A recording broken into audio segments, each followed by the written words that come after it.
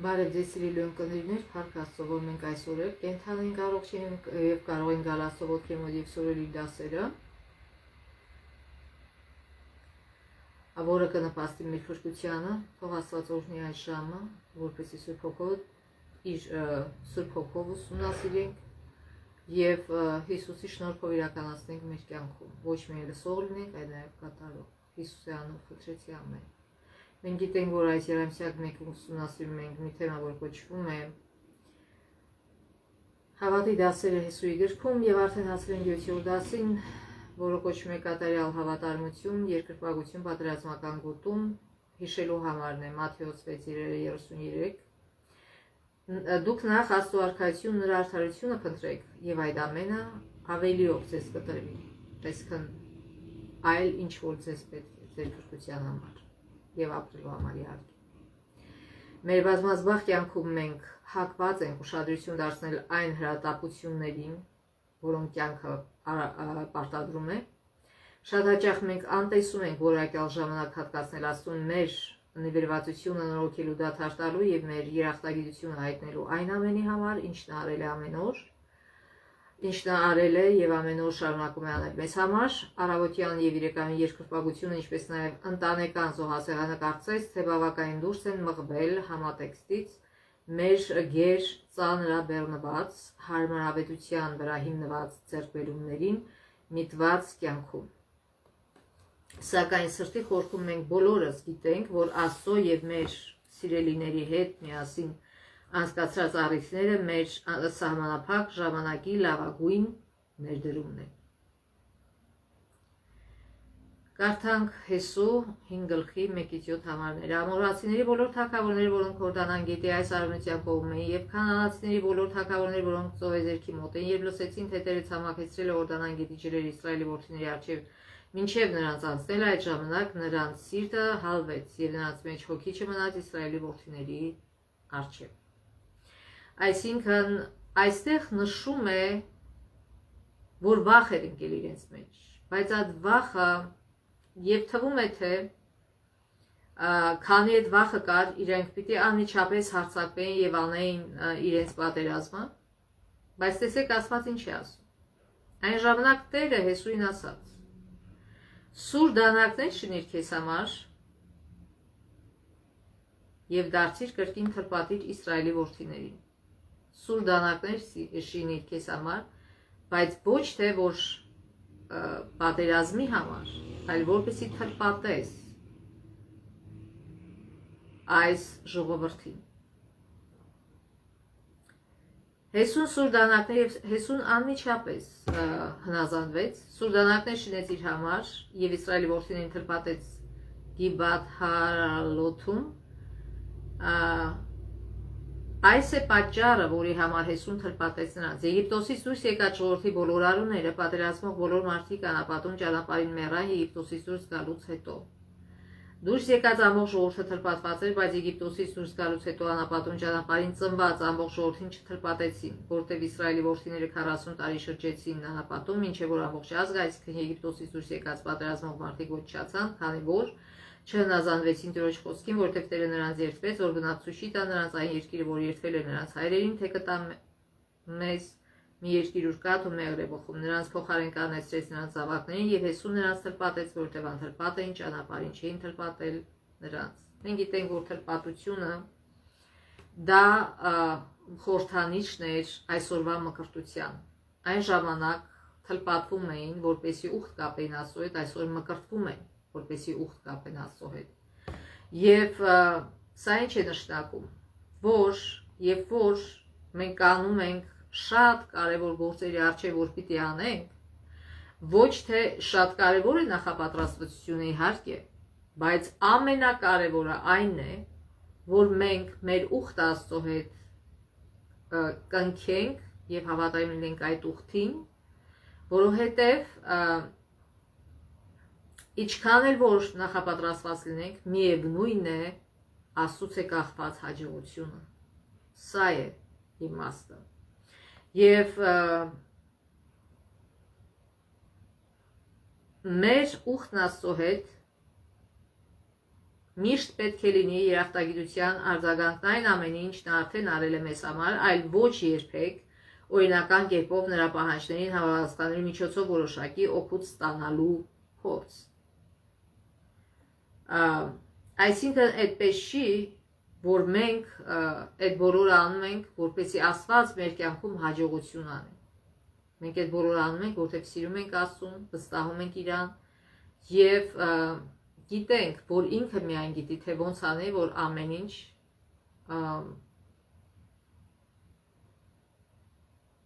ճշմարիտ լինի։ Այսինքն ամեն ինչ ճիշտ լինի, որտեղ մենք մարդիկս հաջողությունը պատկերացնում ենք բոլորովին այլ ձևով, բայց Աստծո կարծիքով հաջողությունը բոլորովին այլ բան է։ Հաջողությունը առաջինը Աստծո հետ ամուր հարաբերություն ունենալն է եւ իր կամքը հասկանալը մեր կյանքում եւ այն իրագործելը մեր կյանքում։ Ոչ թե մենք առաջարկում ենք մեր ծրագրերը, դու ասում ենք Աստված օրհնիր քո կնիքը դիր, այլ սպասում ենք, մենք պետք է լինենք սպիտակ թղթի վրա պես ամեն առավոտ մեր կյանքը բերենք Աստծու մոտ եւ ասենք քո ծրագիրը գրիր այս թղթի վրա եւ ոչ որ ես իրագործեմ այն։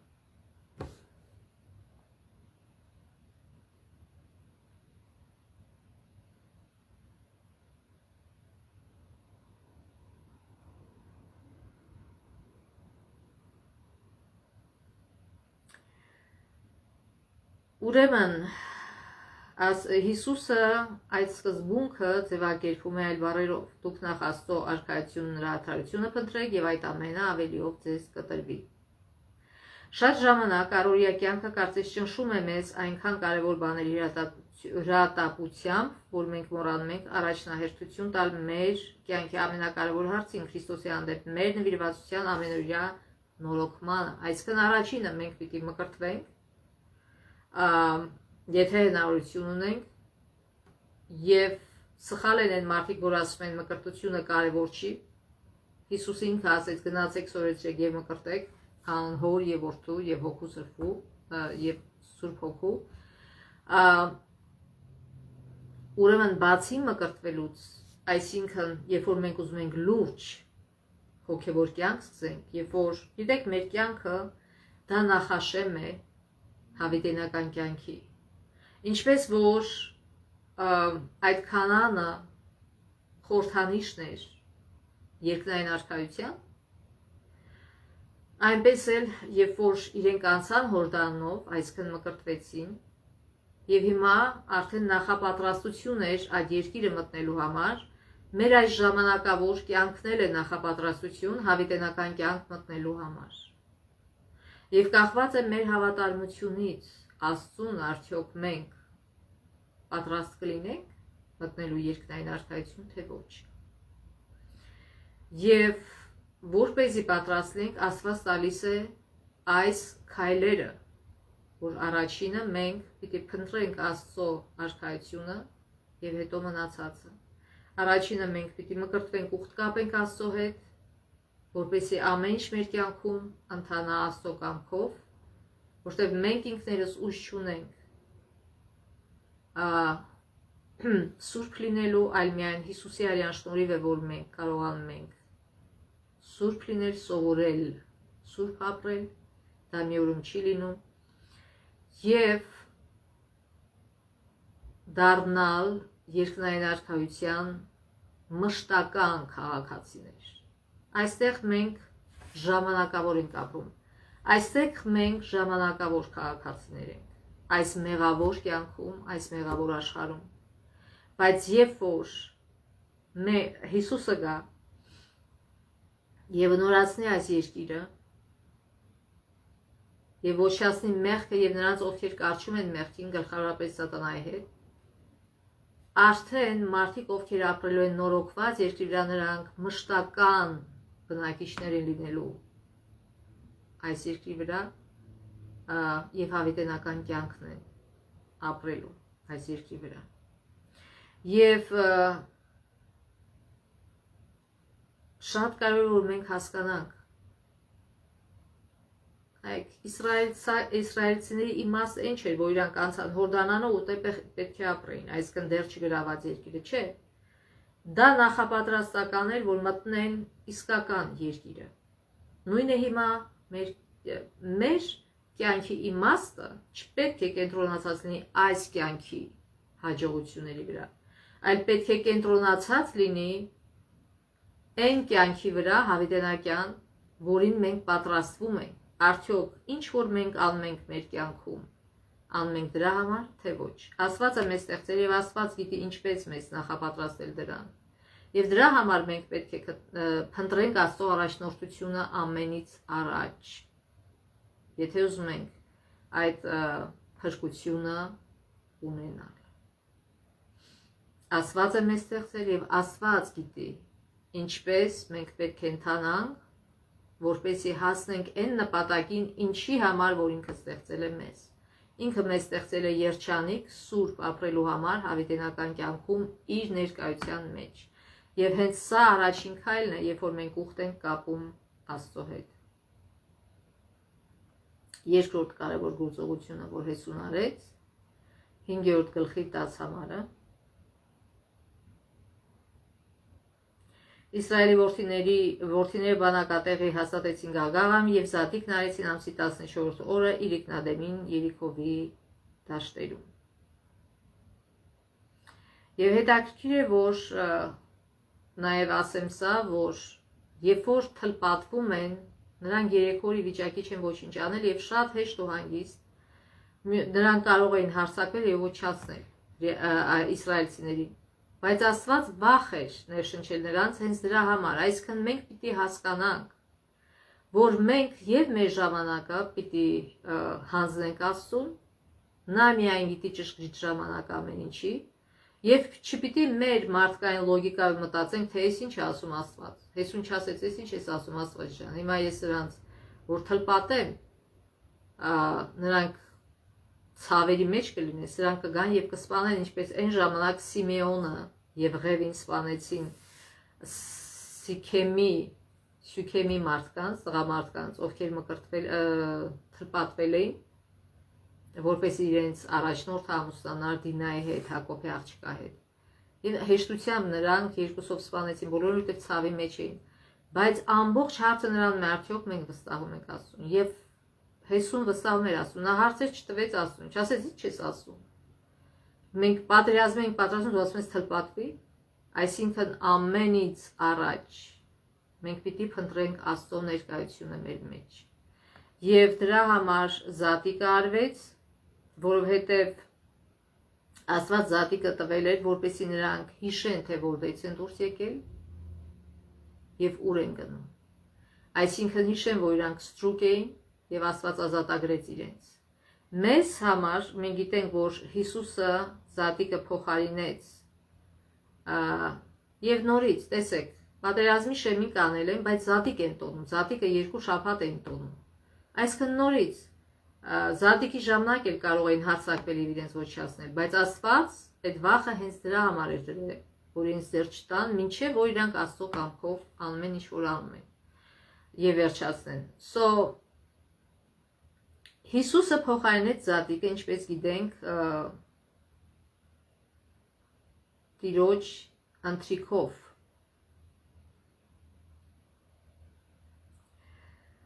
Եվ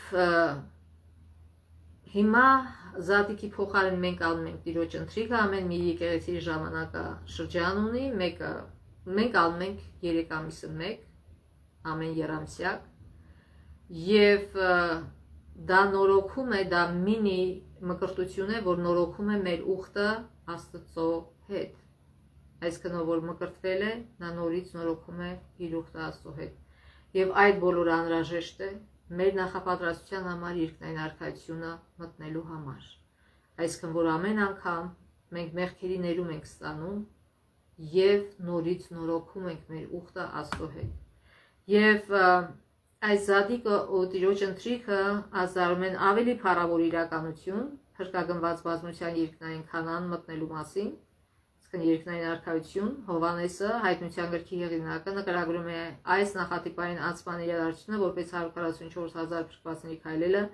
բյուրեղենման ապակե ծովի վրա, որը նախատիպն է Կարմիր ծովի և Հորդանան գետի վրայով դեպի Աստծո գահը, և նախատիպային զատկի ու Տիրոջ ընթրիքի տոնակատարություն գարան հարսանիքի ընթրիքին, ինչպես գրված է Հայտնություն 19-ում, որ Հիսուսը պատրաստել է ընթրիք բոլոր փրկվածների համար։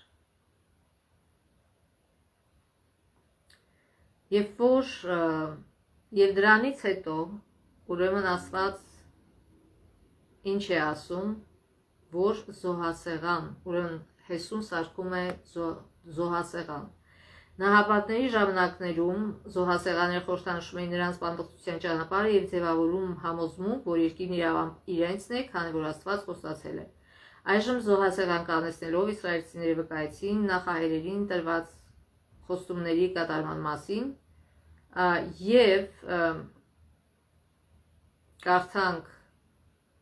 այսինքն մենք ինչպիսի զոհասեղաններ պիտի կառուցենք, մարդկանց հետ շփվելուց մենք պիտի թողենք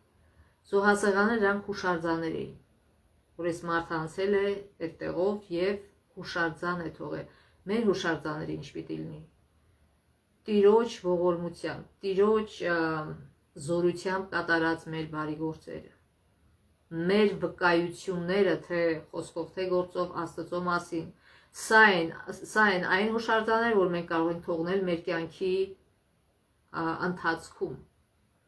մեր կյանքի տարբեր փուլերում։ 8-րդ գլուխ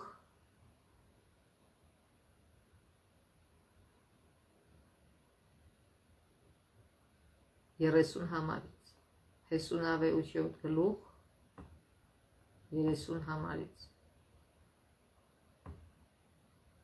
Այն ժամանակ Հեսուն Իսրայելի Տեր Աստծո համար մի զոհասեղան շինեց Գեբաղ լեռան վրա, ինչպես Տիրոջ ծառա Մովսեսը պատվիրել էր Իսրայելի որդիներին, և ինչպես գրված է Մովսեսի օրենքի գրքում, այդ զոհասեղան անտաշ քարերից էր, որոնց երկաթ չէր դիպել, որը վկայում է այն մասին, որ մենք փրկվում ենք Աստծո ողորմությամբ և իր շնորհքով և իր զոհի միջոցով, այլ ոչ թե մեր գործերի միջոցով։ Դրա վրա Տիրոջ համար ողջակեզներ մատուցեցին և խաղաղության զոհեր զոհեցին, և այնտեղ այդ քարի վրա գրեց Մովսեսի օրենքի մի օրինակը, որը նա գրել էր Իսրայելի որդիների առջև։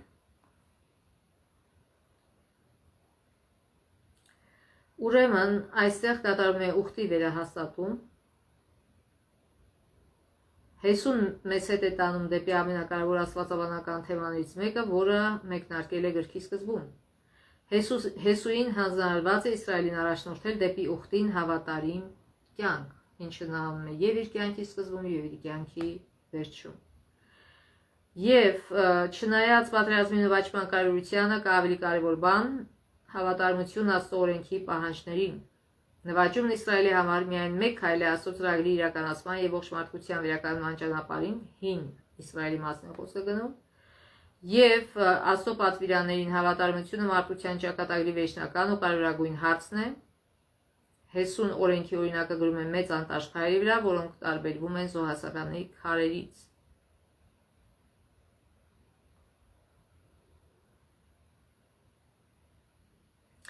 Այդպիսով 10 պատվիրանները, պատկերող քարերը, հավանաբար առանձին հուշարձան էին կազմում զոհասեղանի շրջակայքում իսրայելցիներին մշտապես հիշեցնելով ուխտի մեջ ենթադրվող արտոնությունների ու պարտականությունների մասին։ Այսինքն, ինչ որ մենք անում ենք մեր կյանքում, մենք ինչպես պիտի անենք,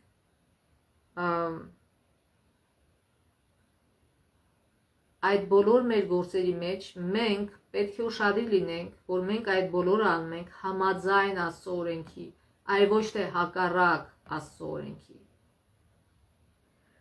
Եվ այդ շնորհքը իհարկե տալիս է Քրիստոսը, միայն Քրիստոսը, մենք ինքներս չենք կարող։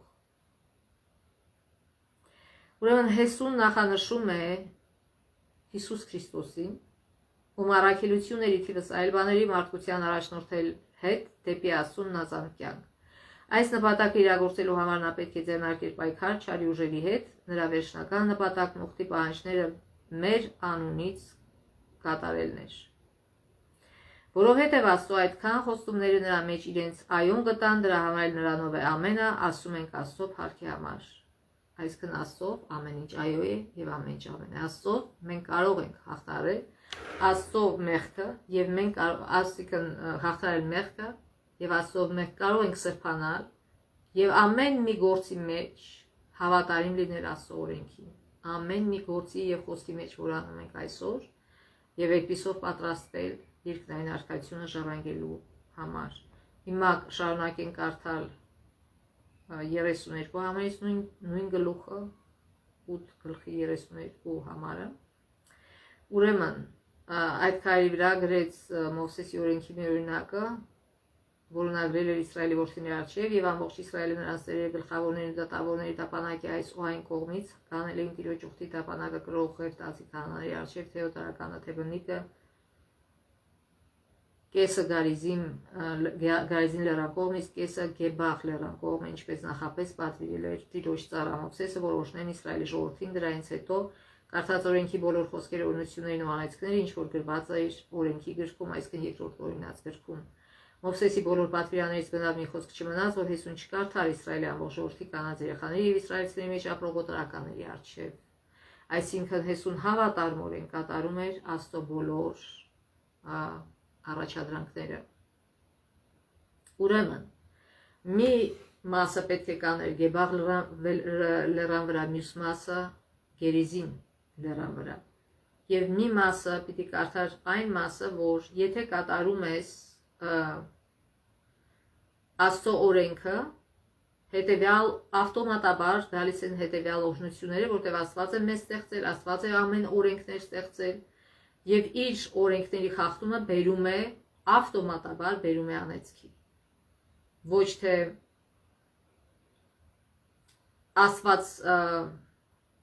Աստված ինքը կյանք է, երբ որ մենք հետ ենք դառնում Աստծուց, մեջք ենք անում Աստծուն, մենք ավտոմատաբար ընտրում ենք մահը, մեջտեղը չկա կամ կյանք կամ մահ։ Եվ Աստծո օրենքը դա կյանքի օրենքներն են։ Հենց Աստծո օրենքները խախտելու պատճառով է որ մեղքը մտավ աշխարհ։ Այսինքն Աստվածաշունչը ասում է, որ մեղքը դա Աստծո օրենքի խախտումն է։ Եվ ուրեմն Աստված իրան սեղյակ է պահում, որ եթե ինձ հավատարի մնաք, Աստծո օրենքը կատարեք, Աստծո ուժով, մեր ուժով մենք չենք կարող, ապա օրհնություններ կստանան։ Եթե ոչ, ավտոմատաբար անեծքներն են գալիս Երևան։ Եվ Աստված Հեսուի միջոցով հիշեցնում են իրենց այս ճշմարտությունը։ Այնտեղ բերված զոհերը մատնանշում էին Հիսուսին, ով իր վրա վերցրեց ուխտի բոլոր անեծքները, որպեսզի բոլոր նրանք, ովքեր հավատում են նրան, վայելեն դրա օրհնությունները։ Մենք փրկվում ենք Հիսուսի թափած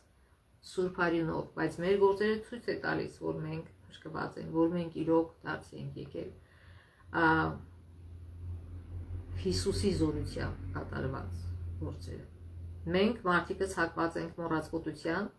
մենք տեղավորում կամ խցվում ենք առօրյա կյանքի անդադ աճող պահանջների հետ սետեսեմ դարձող ժամանակահատվածի մեջ,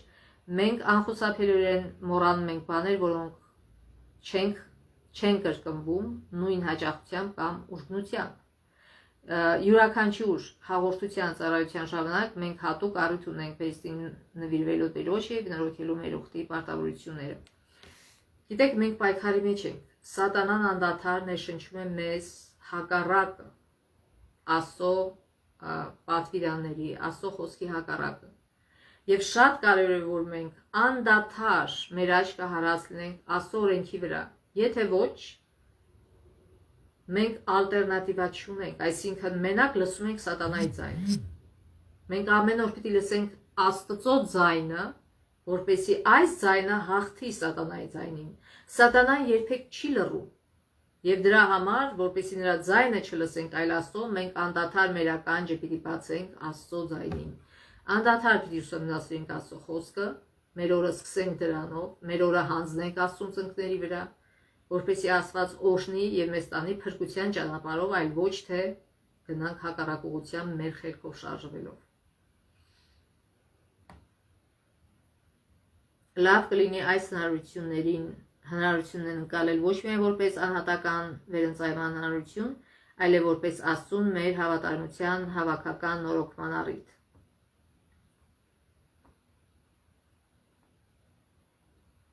Նաև կարդանք Հեսու 18 գլխի առաջին երկրորդ համարները։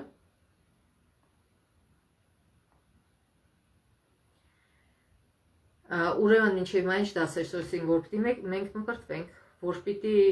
այսքան ուխտ կապենք Աստծո հետ եւ ժամանակ առ ժամանակ առաջինը ամեն օր նորոգենք մեր ուխտ Աստծո հետ ամեն առավոտ ծնկի գալով իր առջև եւ խնդրելով իր առաջնորդությունը, երկրորդը ժամանակ առ ժամանակ Աստծո ընթրիքը կատարելով եւ հիշելով իր զոհաբերությունը եւ նորից մեղքերի թողություն ստանալու իրենց, այսքան այդ մինի մկրտությունը եւ ամենակարևորը մեր ականջը բաց պահելով Աստծո պատվիրանների, Աստծո խոսքի հանդեպ եւ փակելով մեր ականջը սատանայի դեպ։ Մենք չենք կարող փակել մեր ականջը սատանայի դեպ։ Նա ազատություն ունի խոսելու մեր հետ։ Բայց երբ որ մենք լսում ենք Աստծո խոսքը, մեր ականջը ավտոմատաբար փակվում է սատանայի խոսքերի առջև։ Ինքը շարունակում է խոսել, բայց մենք լսում ենք Աստծո խոսքը։ Մենք